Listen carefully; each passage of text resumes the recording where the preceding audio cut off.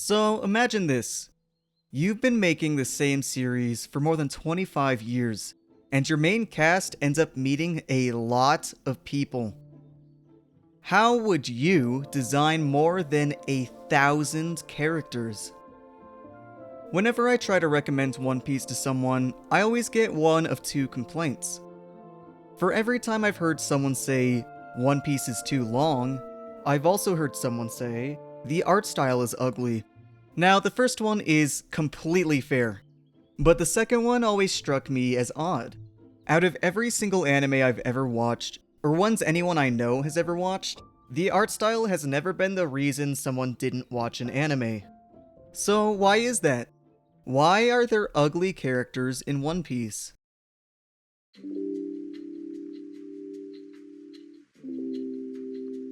In case it wasn't obvious, this is going to be a video about character design. But unlike topics such as shape language, visual storytelling, color theory, and other well-known design concepts, this video is about something I've never seen anyone talk about before. A concept I'm going to call character design hierarchy. So, what is character design hierarchy? In simple terms, character design hierarchy is designing the most important characters with the most effort, and the least important characters with the least effort. When making characters for a story, you can't always put the same amount of effort into all of them. Usually, you put the most thought into the main characters, then any secondary characters, and last, everyone else. And this can apply to both visual designs and the writing of characters. So if you're an aspiring writer or artist, this concept could help you with making any story, visual or not. Pretty much every story in the world follows this rule. After all, why would you put an effort for some random NPC? So why does this matter for One Piece? Well, it's because One Piece might be the best example of this concept in the world. What better place to look than the biggest modern anime?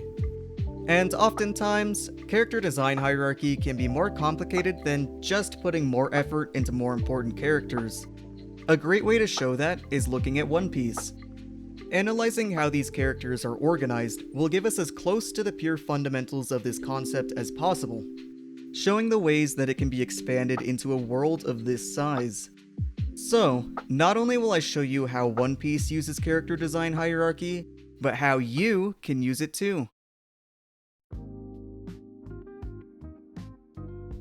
Let's start with the main characters. Every story ever made will have a main character of some kind. If there are no people, the main character might even be the setting. But for One Piece, our main characters are a crew of 10, or 11 if you count the ship. All of these characters are the most well developed. They each had entire character arcs for their introductions, clearly defined character motivations, and recognizable visual designs to top it off. They'll go through outfit changes with each arc, create interpersonal bonds with each other, and most of them have even gone through a 2-year time skip for further character development, with pretty solid redesigns all around. Main characters will be the most important characters in your story, so they should also be the most well fleshed out. Surrounding your main characters should usually be secondary characters, but since One Piece is so large, I've created brand new tiers of character importance here. But for all of that to make sense, I'll need to go out of order and skip all the way down here. At the very bottom is the group that I've labeled Everyone Else. Everyone else includes both named and unnamed characters, people who have little to no bearing on the plot. And for the most part, these are the characters that people think of when they say that One Piece is ugly. These are the bottom of the bargain bin. Characters who had zero thought put into them and who never come back. There's a good chance that most of them never even meet the Straw Hats. Now, you have eyes, and One Piece fan or not, let's all be honest here. A lot of these are ugly. The characters here range from forgettable to downright hideous. And I know that sounds really mean, but I'm not making fun of them. These characters are made like this on purpose. Most of them are either background characters who get one line or less and have just as many character traits. And for such unimportant characters, why would you try at all to design them? In this entire denomination, the most memorable kind of character is something I'll call gimmick characters. They don't always appear in the everyone else category, but most gimmick characters show up in the bottom half of the pyramid. They usually have a specific laugh, behavior, or physical design trait to define their entire character. If you have 1,000 characters to design, then a large number of them are going to be completely useless, forgettable, and maybe even ugly. They're really just going to be everyone else. So we've covered the main characters and everyone else. And the reason I went from the top of the hierarchy to the bottom is because all of the characters in between are now ranked by either their relationship to the Straw Hats and greater story, or how well they stand out against everyone else. So right above everyone else is the tier I'm going to call intra-arc characters. Intra meaning within. These are the characters who stay contained in their respective arcs, but also stand out above everyone else, usually because they play some role in the current story. While this isn't true for every intra-arc character, their most common kind of relevancy is if they interact with the Straw Hats. For example, they might be support characters, or part of fights. Support characters will often team up with the Straw Hats for the duration of the arc, and the characters who fight usually include villains or other support cast, people who are inherently important. So if we look at the intra-arc characters next to everyone else, you can tell that there was at least some thought put into them, compared to none at all. In a lot of these cases, it's as easy as talking to the Straw Hats to warrant more effort put into a design. But intra-arc characters, while receiving a considerable amount of highlight in their arcs, never come back. At the end of the day, these characters were still just narrative tools to further the story for only a little bit. Next up is the inter-arc characters, inter meaning across. These are intra-arc characters who were lucky enough to break out of their own arcs and become relevant to the greater overarching story. Characters like Princess Vivi, Kobe, Alvida, Buggy, Smoker, CP9, etc. Most, if not all, of these characters have had direct interaction with the Straw Hats and are either in ongoing competition with them or they're supporting them in the background. All of these situations now spanning the duration of multiple arcs. Due to their nature as being in a high importance tier, everybody here either has or is going to have a significant impact on the story. In fact, one of the best draws of One Piece is slowly being drip-fed the constant turmoil and political drama of the world, something that always results in a spectacular culmination of events. And these characters are the forefront of that core experience of watching One Piece.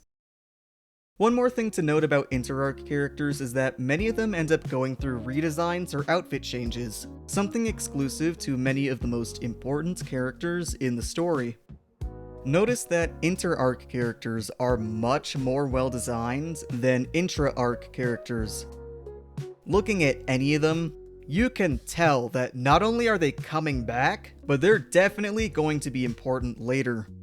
I'd even go as far to say that their designs are about on par with the main characters in terms of recognizability. And finally, there is one unusual tier that I'll be calling arcless characters. Characters from this category didn't belong to any arc, or didn't play a particularly major role in the arc they were introduced in. By all accounts, they would be low-tier intra-arc characters if they never showed up again.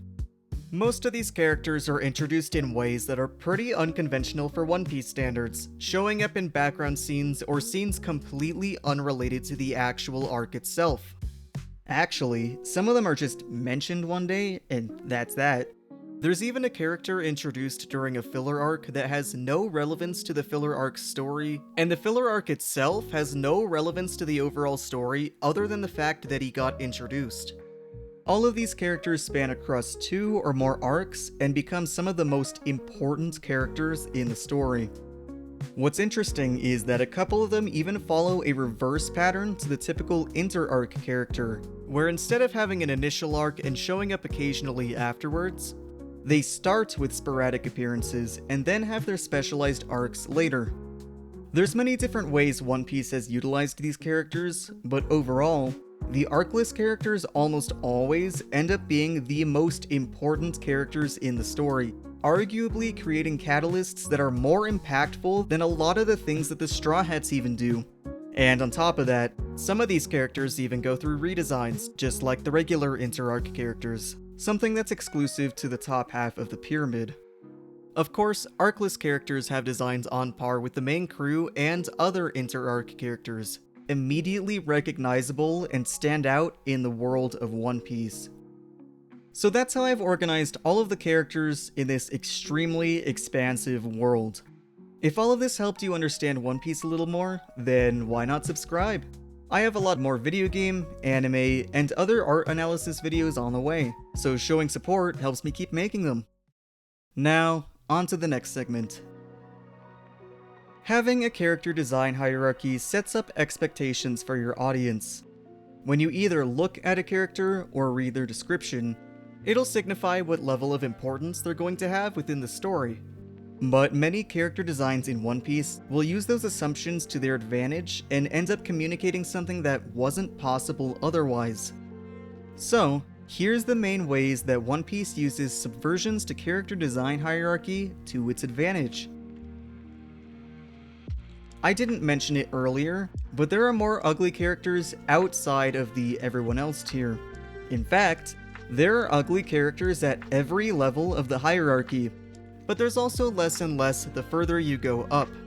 When an ugly character transcends the everyone else category, it's almost always because they started out with very little character importance, but have since grown to become far more important than ever before. These are going to be characters like Kobe, Blackbeard, Kuma, Alvida, etc. The creator of One Piece, Oda, seems very aware of when a character is ugly, because ugliness is usually a symbol of being forgettable, weak, useless, and unimportant, i.e., characters that shouldn't be taken seriously. So when an ugly character is important, Oda is communicating to the audience that this is somebody who started as unimportant and has since grown over time. Basically, ugliness is a character device with a lot of utility, always representative of some kind of setback afflicting someone. This can mean coming from nowhere, personal issues to potentially overcome, ill-fated circumstances regarding their origin or general luck, or terrible morality. Ugliness is a prison to escape, and if you manage to do it, you become a notable character in the story. If not, you stay pathetic forever. This is even proven by a series of drawings done by Oda in the manga, showing what would have happened to each of the Straw Hats if they had never chased their dreams. All of them end up defeated, flawed, ugly. Some of the current ugly characters never grow out of ugliness or did once and became ugly again afterwards. Honestly, the state of each ugly character can be taken on a case-by-case basis that would take long enough to become its own video, but the only thing you need to know for this video is generally how Oda uses ugliness to add depth to his visual storytelling. And on a somewhat related note, there's even something to be said about the One Piece art style itself. While I wouldn't personally call it inherently ugly, it's certainly a bit cartoonish and many people find it unappealing. But this is intentional as well. The bouncier characters and world set up an expectation of unseriousness that shatters when genuinely heartbreaking moments happen, making them hit even harder as you realize that One Piece is willing to go farther with its story than you ever gave it credit for. It also fits the, let's all be honest here, genuinely cartoonish fights that anime tends to have, giving an ironic realism to how fantastical the world is. You could even argue that the jovial art style of One Piece is one of the reasons Gear 5 has such a spectacular payoff, artistically representing everything One Piece has always been. Though again, I don't think this art style is ugly. Many people find it as an off-putting choice for a serious shonen series. I personally think it's their loss to not watch just because of the style, but whatever. There are a select few characters that don't fit cleanly into any of the categories from earlier, where the closest you could call them are arcless characters. These characters, instead of having any sort of highlight in the story, sit in the background and have an overreaching influence on the entire plot. Usually, this is limited to villains whose threat is the control they have over the whole world, like the Council of Elders. They especially stand out because of how different they look from other characters, seeming more in line with secret organizations like CP9. But One Piece has a character where their ever-present and arcless influence is actually positive: Shanks. Shanks is both the reason Luffy started his journey and the goal that the Straw Hats work towards every single day. Shanks also has an unspoken rule that Luffy can't meet him until he becomes the greatest pirate in the world. This is one of the biggest story events that One Piece fans are waiting for. Believe it or not, even though finding the One Piece is what this anime's story is famous for, I think that Luffy meeting Shanks again will be even more monumental. I mean, just look at what happened when Luffy finally met up with Ace again. Not to mention, another looming presence character has just as important of a role: Gold Roger. He's not even alive during the whole story, and yet his influence as the previous king of the pirates has shaped the entire world of One Piece, motivating more than half of the characters in the story to try to become the next king of the pirates. Shanks and Gold Roger having this kind of influence without even being active characters is such a powerful tool and makes for a great addition to the mechanics of One Piece characters. Very rarely, characters in One Piece will end up influencing the rest of the story while staying within their respective arcs. One of the biggest examples of this is King, a main threat in the Wano arc that we never see again. But his purpose in the story ended up being more important than just an obstacle. King belongs to a tribe of people called the Lunarians, humans known for being damn near indestructible. And in the next arc, we see that the world government has engineered biological weapons that are genetically based on both the Seven Warlords and Lunarians. Even though King only appeared for the average amount of time for an intra-arc character, he maintains story relevancy after the fact. This is a great tool because you can use this concept to introduce new world mechanics with a character, even if they're never coming back. We've seen this before with Haki and Fishman, things that have continued to be important in the story of One Piece. So now that you see how it works in One Piece, here's the outline that you can use to build your own characters. And for reference, this is how I'd write the outline for One Piece characters. Don't forget that character design hierarchy can be utilized in more than just base character designs. Small exceptions to the rule can lead to incredibly interesting story elements that wouldn't have been possible otherwise. Say in your story, John the bartender secretly has a passion for drawing manga and wants to run away from his job and his town. If that ever comes up, then that sounds like some interesting character development. But if that's never going to matter, then it's up to you if you should spend time writing that, or if that effort could go into a character that's more important. Either way, I hope to anybody watching that character design hierarchy is a helpful tip for anyone who might be struggling writing a story or making a character design. Thanks for watching, and I'll see you guys in the next video.